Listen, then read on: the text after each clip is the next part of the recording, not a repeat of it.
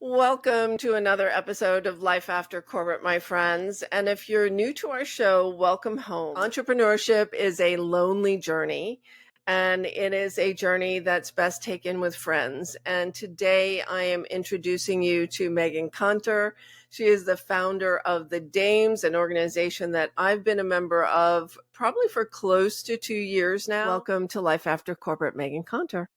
Thank you, Deborah. I'm so excited for today. I'm excited for us. I'm excited for our listeners today because, there's a lot of places that you can join when you become an entrepreneur, and more are popping up every single day. And later on today, we're going to talk about why the Dames is so different. But before we dive into the Dames and why you founded the Dames, would love to hear what your life after corporate story is. What were you doing before you decided that community was your jam?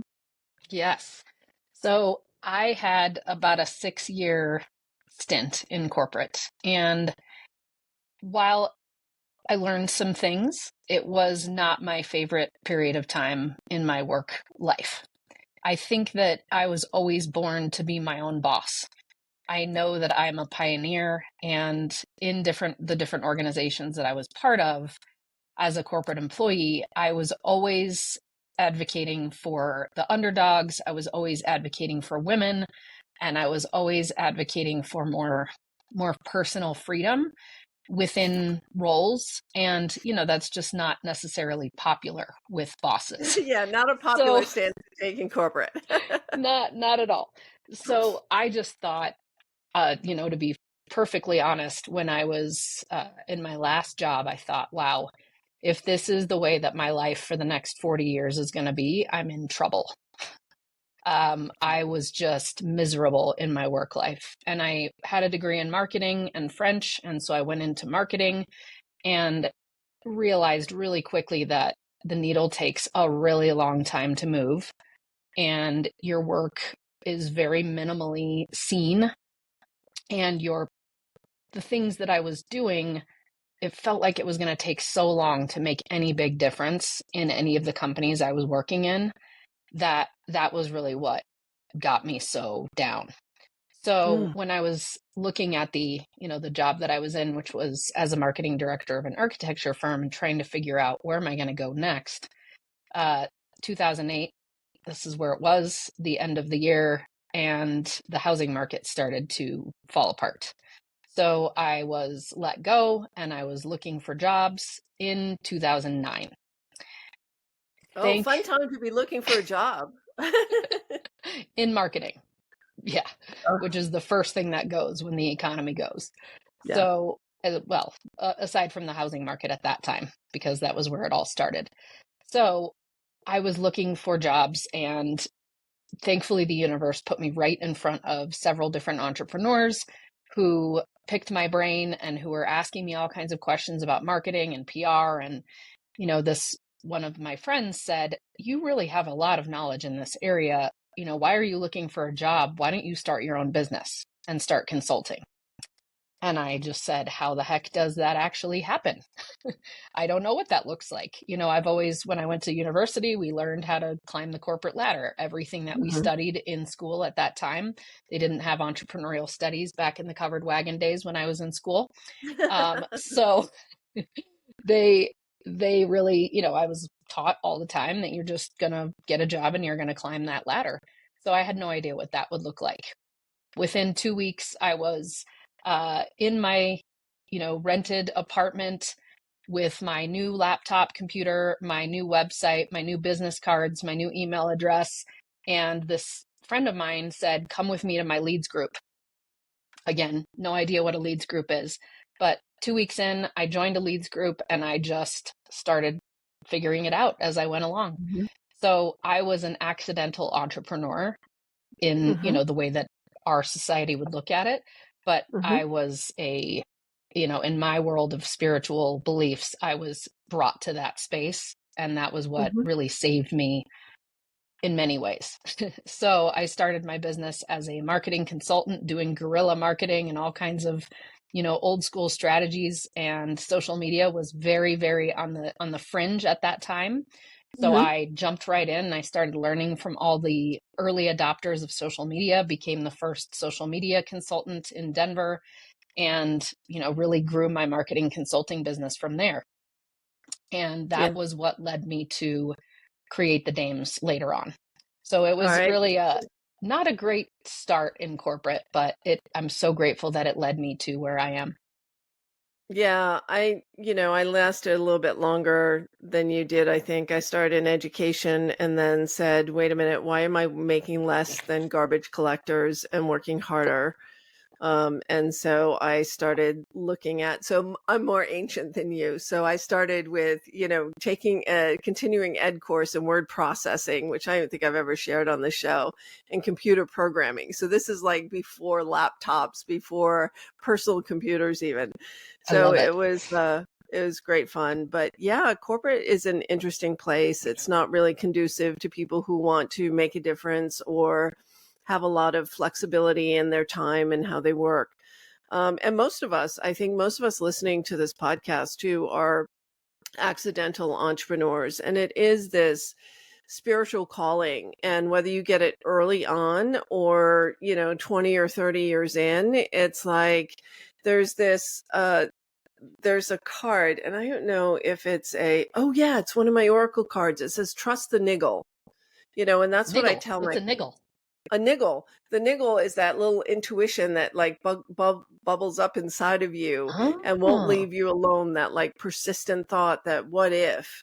So whether you get a divine assignment and it's a spiritual lightning bolt, or if it's a little niggle in your heart saying, maybe there's some more for me than this. You were well attuned because you followed it very, very early on. yes. I've just never heard that expression. I love it. I'm going to start using it now. Yeah, trust the niggle. I love that. And so what led you to found the Dames? So here you are, you launched your marketing consulting business. How many years were you into that before the Dames was even an idea? So I was in my business for 7 years, I believe, six years before the Dames became an idea.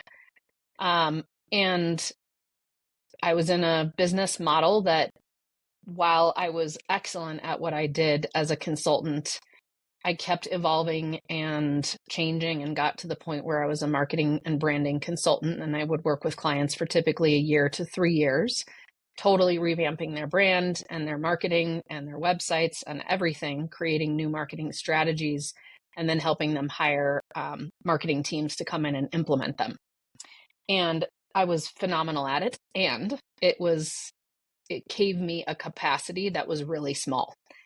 I could work with maybe 10 to 12 clients at once. And that was when I was so full and busy, I didn't have time to think. So, Hmm.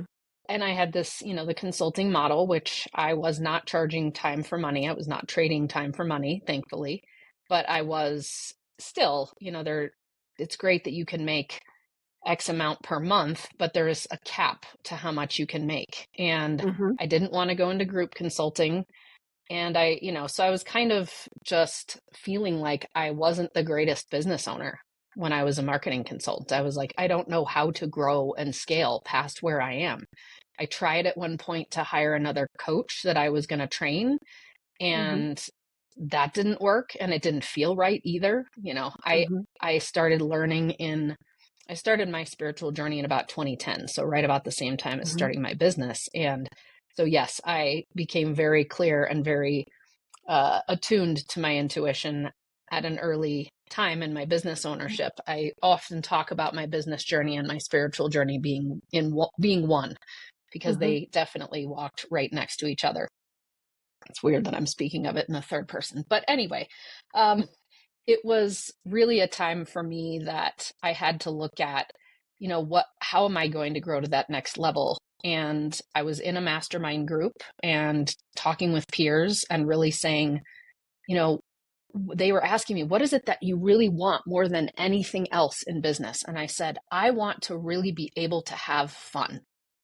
I want to be able to love my clients, love the people I work with, and I want to have fun. And I've been, you know, waxing poetic that I'm having fun in my business, but really I'm not. I'm feeling very serious all the time. I'm feeling like I have the pressures of someone's success in their business or the failures of a campaign on my shoulders at all time. It's keeping me awake at night. I'm not enjoying these things. And so there must be something that's going on. And I said, they said, okay, well, what are the things you're really naturally great at? And I'm a phenomenal connector. What else? I love to perform. I've been a theater performer. I've been a performer forever. So long story short, I started taking improv classes for an entire year. Then I really started looking at, okay, what is it that the marketplace wants? What do I want? I had been running other people's networking events and networking organizations, leads groups, simultaneously running my marketing business for the whole time I was in business. And I knew what wasn't working and what was. And what wasn't working was this homogenous group of people coming together at all stages of business, men and women. I have a business, quote unquote, doesn't mean that you can help other people if you're not at a stage where you can help other people. And when you think about where I was running this 6-figure business, trying to get to 7 figures, everywhere I looked at all of the networking options, it was other brand new business owners. It was multi-level marketing salespeople. It was salespeople. Those were the people who were out networking. And I said, I'm a big community person. I don't want to grow my business on my own. That's not who I am. I never wanted to do that. So I really started looking at, what am I going to do differently? Had a couple of focus groups with some women running high 6-figure businesses and said, when was the last time you networked? What are you looking for? And unanimously across the board, a lot of these more successful women said, I stopped networking a long time ago because all it is a pitch fest, a business card stabbing haven, and a place to waste time and money. And I thought, that's exactly how I've been feeling. And that was what led me to create what the initial inception of the names was, which has changed significantly since. Yeah. It's hard to find the right room. And So when therefore I you're created it. yeah, therefore you created it, when you're successful. And so I'd love to share just a little bit of my experience of the Dames. And because I was used to the rooms where you join, you offer to give a webinar. And I've always been a community galvanizer, but always in other people's platforms. Like, because I think even when I was a little kid, it was like, hey, come on, guys, follow me, or hey, I Yep. wrote a play, let's perform it in the backyard, and that kind of Yes. thing. And part of it is because of my own shyness. I don't know if you relate to that at all. I But am the opposite. I'm not shy, but we were the people who used to play together, because I would be the one you would say, hey, I wrote this play. I'd say, great, I'll star in it. yeah, that's the thing. So when you're shy, it's easier. I have this like Cheers theory of business development. It's easier to be in front of the room and sharing and giving than it is to be in the audience, kind of just awkward and not knowing how to make connections. And so that was kind of the school that I had come from. And it took me about a year or so to really understand the culture of the Dames and what it was there for. So that's why I'm leading up to you explaining how the Dames evolved and how it's so different. But I have never been in a room with such accomplished colleagues that are so generous with their wisdom. And, our listeners here have experienced that with Jess Sato, with Karen Yankovich, with Jen Koken, who talked about imposter syndrome. We've had Renee Hughes on the show, now you, and just the generosity of spirit and just the sheer intellectual prowess of these amazing business owners. So tell us the story of like how you did that, because it is such a rarity. Like, I can't wait for Funference again next year. And Meghann wants to have fun, right? So her conference is a Funference. I can't wait for Funference next year because it's just so great to be in real life with these women. Yeah. So I basically took my values, my top 2 values of fun and love. And from the beginning, we've been having events that we call it the reverse mullet format, where we have humor in the front and then connection and inspiration in the back. So we started out just having events locally in Denver, and then by 2018, we were expanding to new chapters. That year, we also built our online membership platform, which I got the inspiration for in meditation. I was sitting there and I had this powerful vision of what the Dames was going to look like in about 10 plus years. And it was this international organization where women were supporting women in lifting out of poverty and lifting out of patriarchy and lifting out of anything that was keeping us back or anything that we were self-imposed believing about ourselves that was anything less than the most amazing possibilities for us. And I just had this vision and immediately saw and knew that I needed a membership site. So I built that, in 2017, end of 2017. And then I was kind of like, this is really interesting. I'm this Denver-based and Colorado-based company, but I really want this to be international. So we started getting members at that time. And that was also the time that I was struggling to let go of my marketing business. I look back at that time and I'm like, man, I wish that I could have just let go of it easier, because for 2.5, 3 years, well, from 2015 until 2019, I ran both companies simultaneously and I worked way too much. And I found that while it was necessary because that was what my path was and that was what happened, I just wish that I had trusted myself to jump and make the leap to the Dames full time earlier. I think it would have helped me. And the way that it worked was perfect, because once I closed my marketing business, it was the end of 2019, literally December 31st. So January 1st, 2020, I came rearing out the gates, ready to go, and just started building that community online, growing our membership. We all know what happened that year. So we tripled in size that year in terms of memberships because we were already poised. We had everything that we needed online already. And so I thank my intuition every single day for giving me these messages before I'm ready for it, before the world's ready for it, and that I trust it and that I go with it. Because that's really what helped me get to that point where I could soar. And so that was really the inception of when the Dames became its own official organization, was 2020. And we were able to grow in a way that met my values. So not only fun, but love and collaboration. So in the mastermind group that I was part of, as soon as I joined that group, I just stopped networking entirely, because prior to that, I had said that I was running I think I was running 3 different networking events each month, plus my women's leads group, plus I was the president of my mastermind group chapter. So I think similar to you, Deb, for me, being in the front of the room is about performing. It's about creating entertaining. It's about creating love. It's about creating connection. And that is what I'm really great at. So that's kind of what I was doing. But I said, I'm not going to do any of this. And I really learned a way of building strong relationships with others that are not my clients, but that are my power partners. And when I realized how powerful that was, to stop seeking the golden egg everywhere I went, which was that end client, which creates a low vibrating emotion, environment, behaviors, energy, because everyone just feels like we're trying to sell each other. That's what gave networking the bad name that it has and had. And that has changed fairly. It has changed in a lot of ways.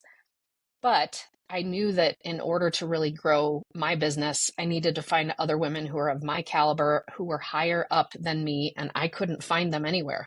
So combining all of those things and saying, this got to be fun, this has got to be collaboration forward, this has got to be a space where we come in with our abundant mindsets. Because the other thing that often comes with traditional networking is scarcity. I've got to make 10 new sales this event. I've got to, this month, if I don't hit my goals, I'm not going to be able to pay my rent. It comes with a lot of that when we're in those homogenous groups. So when we can be in a space that we've all hit the 6-figure mark and beyond, And, the Dames focuses on women at the 250K mark and greater who are really passionate about growing teams. We're passionate about scaling our businesses in ways that allow us to put fun first. And fun means different things for everyone. But from the very beginning, I said, I'm not going to run this business like I ran my marketing business and run myself into the ground. I have always had Fridays off since I started the Dames. I've always had 3-day weekends, therefore. I stopped working at 6 p.m. every single day, and that was not my normal behavior prior to the Dames. But I knew that, along with many, many multitudes of other lessons, I needed to lead this organization the way that I wanted women to be able to run their businesses, from that place of total empowerment, from a space of, I've got your back, and whatever you need, I'm going to make the connections to make that happen for you. And everyone coming into a space that way, saying, whether it's my knowledge I'm going to share, whether it's my connections, whether it is my intuitive masterminding ideation abilities, whether it's my ginormous network that I can help promote you to, whatever it is, I'm going to share that with you. And that is what creates a culture of others doing the same. I have to lead by example, and I do every single day. And it's also important, I'll say this one last thing, it's important to show the pain and the gain. It's important to show the gap and the gain, and to focus more on the gain than the gap. And especially when you're trying to scale. If you always show the bright side of things and you're only showing the things that are working really well, and you don't, as a leader, show that you falter at times and you have bad days or weeks or months or years, and you don't share the lessons that you've learned from that, shame on you. Because you're making everyone else who is following you think that there's something wrong with them if they're having bad times. They think, gosh, she's got her stuff together all the time, and I feel like I'm failing here. What am I doing wrong? Nope. We all fail. We all have hard times. And if we can show that, and we can show how we got through that, and we can support one another, not even just that word of support, but truly help someone through the eye of the needle, and be there holding their hand on both sides of it, saying, you've got this. It's going to be scary, and you've got this. You can get to the other side. That's what community is for. That's what generosity looks like. And that's the culture that we have in the Dames. Wow, Meghann, that was so powerful, and your emotion is so palpable when you talk about that, because there are people listening right now, life after corporate, these are beginners. These are people who are just starting out. They're feeling like they're hanging out on the skinny branches and looking at a dwindling savings account, wondering, have I made the right choice? And so before we talk more about the Dames and how you've grown that business, I want to talk about trust. You mentioned entrepreneurship and spirituality. I believe entrepreneurship is a spiritual journey. There is nothing like entrepreneurship that forces you to crack your heart open 1 inch at a time, both to let the light out and let the light in. That, corporate, I wrote a post recently about true belonging. Belonging in corporate is dimming your light, so you don't stand out, so that you fit in. And it's like the Goldilocks thing. Can I be just right so I can succeed up this corporate ladder? And entrepreneurship is the exact opposite. It's about not fitting in. It's about being different, having radical ideas. And that takes courage. And courage isn't always easy when we're first getting started. So developing that trust when there's like $40 in your bank account. Like I've been there. I forgot who I had this conversation with, but that $40 moment where it's like, universe, God, I need a free miracle today. And, having that faith and trust. So how has that faith and trust even developed even more strongly in you as you have created the Dames? Yeah, I remember those moments so well. And the quick answer to your question is community.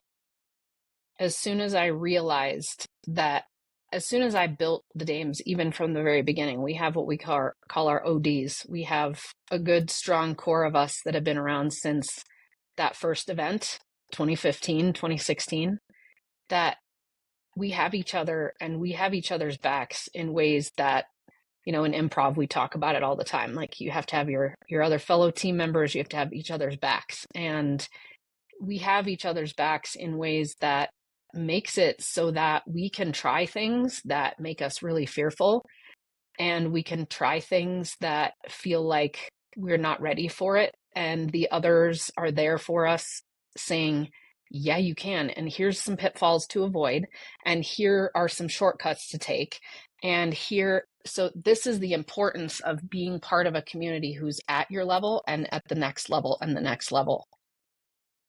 Because when I was sub six figures, and I'll just tell this quick story. I went to a retreat, and it was a business growth retreat, and I was maybe making 75,000 at that time and struggling in my marketing business.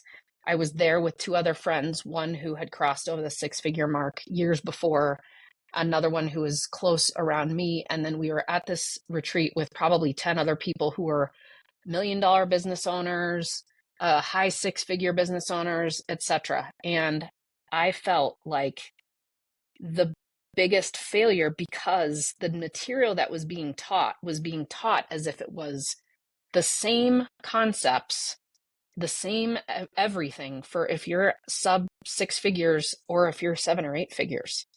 It was the most depressing moment I ever experienced as a business owner, because I thought, why can't I figure this out? Like, I'm in year 4 of my business. Why don't I know this stuff? Why can't I understand this? Why can't I have a 7-figure business? Why? And what I realized afterwards is that's not healthy. It's not healthy to put people of all those ranges in a small group environment, in any environment, if you ask me, and ask them to try to learn the same material and try to feel okay and be in a high pressure sales environment to go to the next level and spend 10 grand on this thing when you're not even making 10 grand a month. There's all of these things that I learned in that period of time that were like, I'm not going to run a business like that where I'm making people feel like they're terrible at what they do, or what they feel like they're terrible as a human or as a business owner. And I think that part of it was like, I had to trust in my own intuition, knowing that I am here to create a community of people who are supportive of one another and truly help each other, and who recognize who their target market is and help those people, not trying to be all things to all people, and therefore leaving a lot of people like myself at that time feeling horrific. I lost my point where I was going here, because I'm so I get so emotional about this. But did what I was saying make any sense? Those skinny branches moments, right? So Yeah. when you're feeling like a failure and you can't see the other side, and where does trust play in that? Like that. So you had that moment, and the whole comparisonitis when someone even mentioned to me, because we did a group planning session a couple weeks ago, and someone mentioned like 60,000 a month. She was like, I don't make 60,000. I say, don't compare yourself to other people. Everybody is on their own journey. And just because someone has had a bang up year and has had rapid success doesn't mean it's not available to you in the future. But and it doesn't mean that they're not an accidental 6-figure earner. Exactly. Who is, one bad month away from, going back to 5 figures. And that was around the time that I learned that comparison is a thief of joy. People ask me, what was the path that you took to get to that point where you grew to 6 figures, and then where you built the Dames, and then where you kept growing your business? And I'm like, if I tried to go back and analyze what were the steps I took, it would be impossible, because it was so much intuition driven. And if there's anything that I've learned to trust in, it's my intuition. No matter how harebrained crazy the ideas seem that come through, I write them down and I look at them and I say, okay, is this for now? Is this for later? Is this for someone else? Because I channel constantly, and I've really learned how to discern what's my What's my intuition that I need to implement? What's the things that are for later? What are for now? And so if there was anything, it was trust in my own intuition and following that guidance that I had to learn personally. But I really, truly believe everybody's journey is so different. And if I had approached my business growth from the standpoint of what I think a lot of people do, which is cookie cutter, like this is how you grow a consulting business. If I hadn't stopped and really listened to my intuition saying, this consulting model is not for you, Meghann. It is tearing you down. It is creating burnout in you. But I had to experience that myself. And that's the other thing about business ownership, is that it is highly experiential. And that is why it's so spiritual, because, you know, you've had Candy Barone on. I am a 1-3 human design projector. So that means I need to experience things. I can't just hear about it from someone else who says, don't go that route. Don't try to do consulting. And if you do, do it this way. Doesn't work for me. I have to experience it myself in order to say, okay, here's what I've learned from this, and here's where I'm moving. So I had to completely experience that and all the hardships with it to then be able to have the intuitive ideation of a membership model and of a community model that was international, for me to then feel like, aha, now my spirituality tells me I'm in sync. I'm in alignment. This is the model for me. This is the model where I can step back and as a projector be the visionary who leads others and guides others, not the doer who acts like a generator who doesn't have generator energy. So all of this has come from me knowing myself better and better. So I said earlier, community is important. And if you can be in a community where everyone knows themselves like they do in the Dames, that's when magic happens. When we can understand who we are uniquely and how we collaborate with each other based on our own uniqueness, that's when the power of synergy comes together. Yeah, so true. And I mean, just launching a community as a base offer would be counterintuitive. I mean, any business coach will say you don't start with a membership based offer. You'll never make any money. You know, it'll take you too long to get Truth. there. So that was counterintuitive. And now the Dames is how many members? Over strong? 400. Yep, over 400. And we're a multi-year membership. So the best Dames come in and are part of the Dames for at least 5 years, if not longer, because you really learn so much about yourself and about your business and about, you build these collaborative relationships that feed you and feed your business. And there's always new people coming in and there's always new information. And we stay at the top of it, at the front of it, I should say. Yeah, so let's talk about what you learned over the past few years of building the Dames to 400 members, because communities are hot right now. We're actually launching a community next week for people who are earning less than 75,000. So those people who are really struggling and feeling like maybe they're not cut out for this and who have already invested, tens of thousands of dollars in the big masterminds and aren't getting anything. What are some of the lessons learned that you have that you've been through in the Dames that has really made it the strong, vibrant community of successful women leaders and business owners today? Yeah, I think that it's unwavering commitment to your mission, number one. So since the very beginning, I have known that it is the Dames' mission to help grow more 6-figure women-owned businesses to the 7-figure mark and beyond. That has never wavered. So when people come to me and they say, well, you should start a junior Dames because look at all these people you're not serving who are 75,000 or 50,000 and they're just having a hard time growing over that 100K mark. That's not my mission. Yeah. Well, you should start a this program or that program. That's not my mission. So I think that a lot of entrepreneurs get tempted by expanding way too fast, diversifying way too fast. And that comes from scarcity. If I don't cast a super wide net, I'm not going to make it. And it couldn't be farther from the truth. The more focused you are, the easier it is. The more niched in or niched up you are, the easier it is. Once you really truly understand what you were put on this planet for, that's when clarity happens, and the things that are foggy, you see easier and you move them out of the way. It's really important, and what I've learned is that waffling or that uncertainty or that lack of clarity that I sometimes see in others is what we really seek to help, and what we really help very well in the Dames is this encouragement of additional clarity, this encouragement of, hey, you are only going to do better if you really focus in on building these strategic collaborative relationships with the people who have relationships with the people you're looking to work with the people who can help open doors to opportunities, to interviews, to any kind of resource that you may need for your own mission.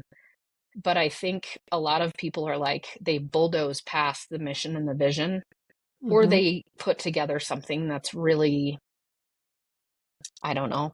I don't want to say lazy, because I don't think that people do it lazily. I just think that it lacks clarity, and it lacks focus and true determination and true alignment, because it's a hard thing to do. It's a really hard thing to focus in and find what it is that your true calling is and your mission is, and to make sure that it makes you stand up tall and get out of bed every single morning.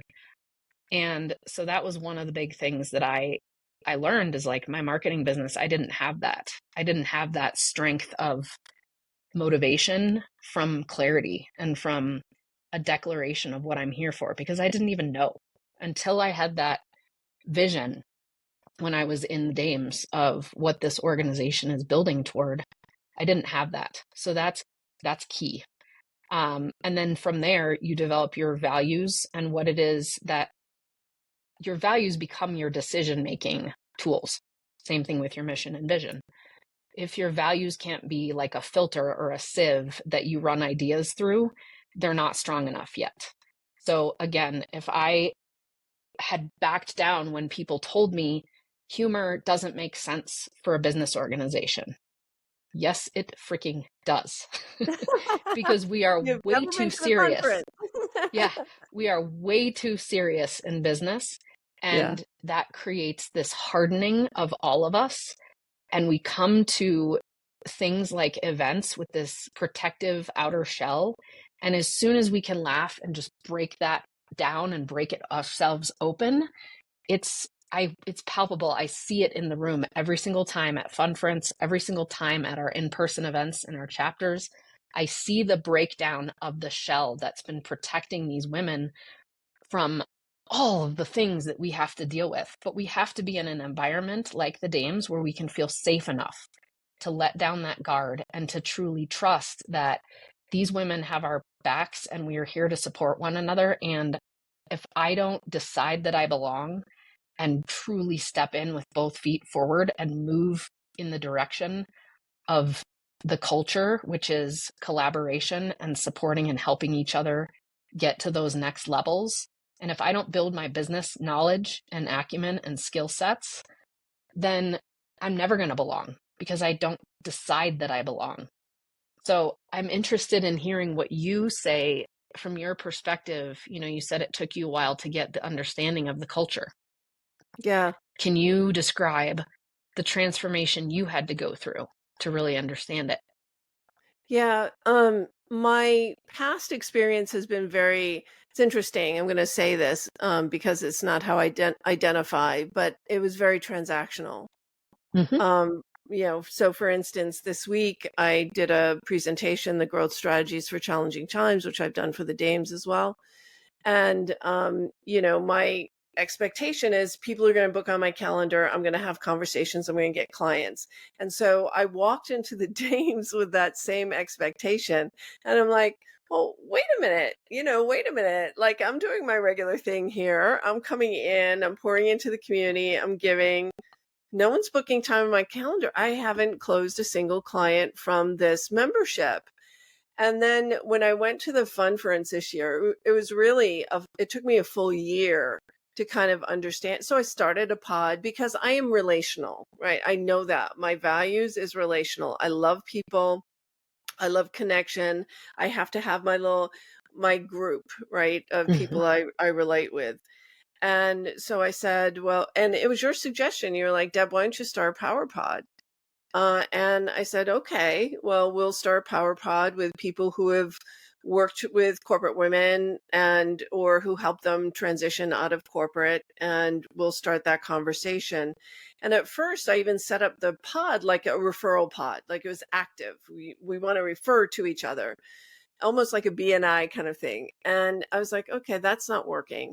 And so it was when Jess Sato, Karen Yankovich, and Renee Hughes and I decided to have fun and start a show.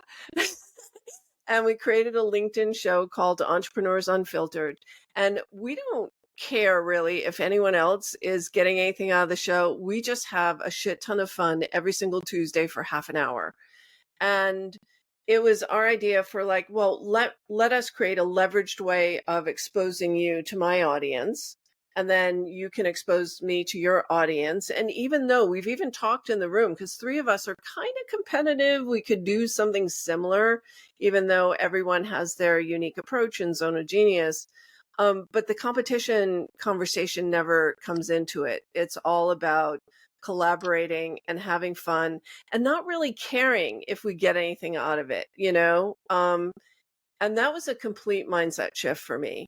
And then being able to pour into the community and doing the Reliable Referrals playbook at the Funference this year for those who are, you know, trying to get over that 250K hump, which was how I did it and how I teach others to do it. Was really great. Again, it's just like my calendar wasn't booked with a ton of appointments, but today someone reached out to me and said, you know, I was in that room and I'd really love to talk with you in January about what you offer. And, you know, I've had multiple conversations. I've already ticked the box. I know who I want to work with in the Dames in 2025. So I also have my list, you know, and I've brought at least 7 or 8, and by the time we're done, 10 or 12 people onto the podcast, because when I find someone who lights me up, who I think is a genius and has so many amazing things to share, I want to share them with my community as well. And so I got it. It took me a while, Meghann. Yeah. Well, I mean, I think it's what I see is that I don't push blame or the blame is the only word I can think of upon any woman at all, that it takes a while to get it for some, because it's the way that our society has worked since the beginning in the United States. Yeah. It is the way that we think and the way that we were taught, which is, I'm coming into an organization to get clients. That is the first thing that has to get unraveled for someone to be successful in the Dames. It is, I am here to collaborate with others who are going to help me mastermind through my problems and get through them in light speed. I'm here to collaborate with others who are going to help me find more significance, more fun, more love, more joy in my business, and not feel alone anymore. I'm here to really celebrate wins with others, which the first time that some women do this, when they come in and they're like, holy cow, I just had 7 dames help me with making this huge transformation in my business. And now I'm in this room and I can say, I just doubled my revenue and I don't feel like I'm going to be burned at the stake. That is a moment for so many women when they realize this is a safe space to celebrate. Because that is something that we, depending on the kind of Enneagram personality you have or other personalities you have, we tend to just glaze over and run toward the next target. Yeah. And I think that is self-protection. It's self-protection. It's like, if I stop and if I celebrate, I'm being too, I'm not being humble enough. I'm being braggadocious. I'm being XYZ. All the BS that we've been taught in our society forever, which couldn't be farther from the truth. So we just let it be in the past and we keep running. It's like the same kind of running, the same kind of intensity that we run when we're running from a threat. Because if we stop and we look and we praise ourselves, or we just be proud of ourselves, what happens if it stops? What happens if the good stuff doesn't keep coming to me? What happens if I don't know, we have all of this fear. So it is not only that, but it's this transformation from, wow, if I could have 10 people out there who are talking about my XYZ that I'm launching right now, or that I'm running right now, and they're out there spreading that news to their hundreds of tens of thousands of people that they know.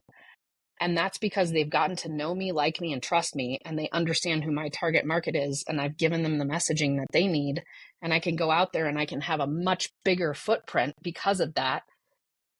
That is the value that takes people sometimes to really transition into and transform into, which is what you've expressed. It's just not normal out there. But when you start to do that, and Deborah, I'm so excited to see where you go this year, because now that you have this belief and now that you have this knowing, you are fully poised and ready for being able to make Dame's asks left, right, and center that are going to get met, because people know you, like you, and trust you now. It's like when you came in originally, and I know I can be frank with you. Yeah, you can. When you come in originally with that attitude of, I'm just going to sell, people in our culture are like, ugh, no, we don't even know you. Who are you? It's great that you have this offer, but so do 75 of the rest of us, the same exact one, or it's great that you have this, but that's not what this is about. You're not coming into a room and screaming, hey, everybody, buy my stuff, because that is not going to work in the Dames. You know what I mean? So you came in with the attitude that a lot of us are taught to have, completely natural. And thank you for not only stopping and realizing, oh, there's a different possibility here, but also, not also taking responsibility for your side of the equation and realizing, oh, there's so much more potential here if I shift the way that I approach this. Thank you. Yeah. That's what's It's needed. like there's no thought of outcome anymore, really. It's not about the outcome. It really is about the relationships and having fun. And I think the outcomes just come from that. I Well, forget to ask too. I think That's what I'll like a say, thing. oh, sorry, say that. I didn't mean to interrupt. Say that No, I part. said I frequently forget to ask. Aha. So thank you for that lovely, gentle reminder that, I will. And, as we get this community off the ground, because I know a lot of people know a lot of people who have left corporate either by their own volition or other means, and who are now really struggling on those skinny branches, with $40 in the bank account and dwindling savings to really make it work. Can I Yes. powerfully interact with you really quickly? I know we have to give Yes, the you other can. stuff, You but this is can. much more important. What Okay. did you learn growing up or in corporate or in your professional life about what it means to ask for help? It means that you don't know what the fuck you're doing. Do you believe that now? No, no. But in corporate, it's not safe. If a woman isn't standing tall in her stilettos. And I get vulnerable in corporate, and it was an exit plan. Like as soon as Yep. I, honestly said, I looked at my boss and I said, if I were you, I'd have someone else in this seat right now. I've got other stuff going on. I feel like I'm over my head. But secretly, I asked for support, and the answer was no. So then it was Right. like, well, there's no way out but out. And in my experience, what that exact scenario created for me was other women who had it out for me. Like they had a Mm, target pointed at me because they knew that I was gunning for the upper positions and that I was going to move up. And we were clawing at each other, because that's the other thing that society teaches us to do, is to compete with other women for the very small amount of positions that are at the top in corporate for us. So that's one example, Deb, that a lot of women feel. There are a myriad of others, of mothers teaching girls that if they ask for help, they're not being humble, or they're being braggadocious, or they're being ungodly, or other things. There are stories of women who had other women who backstabbed them when they tried to ask for help. There are so many other stories. And what's required in order to really be a great collaborator is to work on those stories and on letting go of that energy and those stories, and rebuilding a truth for ourselves that is empowering and that is in alignment with where we're going, so that we can ask. Because while you said, I don't even think about the outcome anymore, what I would encourage in a shift of language is, I don't expect like I used to. I don't have the expectations like I used to, because now what I see for you on the horizon is, I do have outcomes that I'm looking for. And now I'm going to develop my asks so that they help me get to my outcomes, with all of these women who are surrounding me, who want to support me in achieving what it is that I want to achieve. That is when the magic starts happening. And my friends, you just got a little bit of Meghann magic there. Meghann, I appreciate you so much. My heart goes out to you in gratitude and thanks at the end of this year. Let's not get emotional, but we might. In that you're so intentional.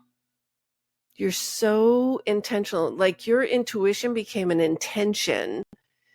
And, the vision, mission, vision, values became an intention that became an operating principle of love. But there's like a method, there's a love method and how you, like, literally, you witnessed it, my friends, groom your membership for success.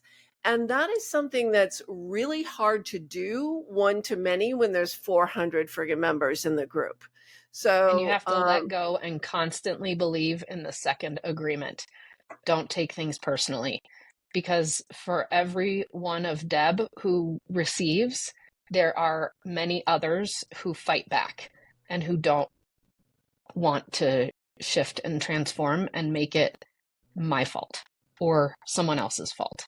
And that is the biggest lesson that I've learned to finish out our, what have I learned in this business, is that when you run a group of high caliber women, it doesn't come without drama. It's less drama than some other groups, for sure, but it doesn't come without challenges. And my biggest challenge as a woman who used to wear my heart on my sleeve is that we have to really understand that second agreement of how not to take things personally, and get so strong in our own self-love and our own self-belief and our own self-trust that we are not shaken by the hard, difficult moments of others.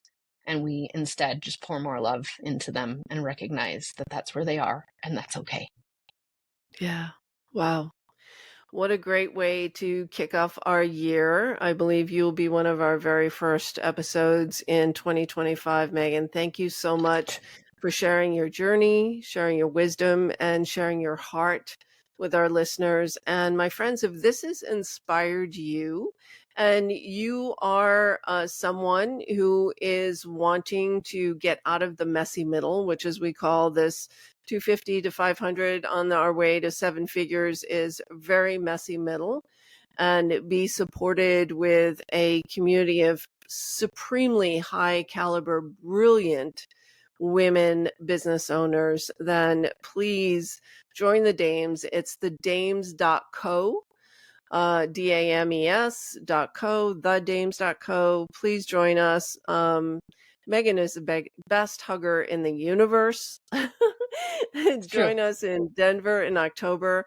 And that hotel is the bomb. That's like on my list of the top 5 hotels I love visiting in the United States. So it's an amazing event. Thank you so much, Meghann. Have a really wonderful closeout to this year and a very blessed new year.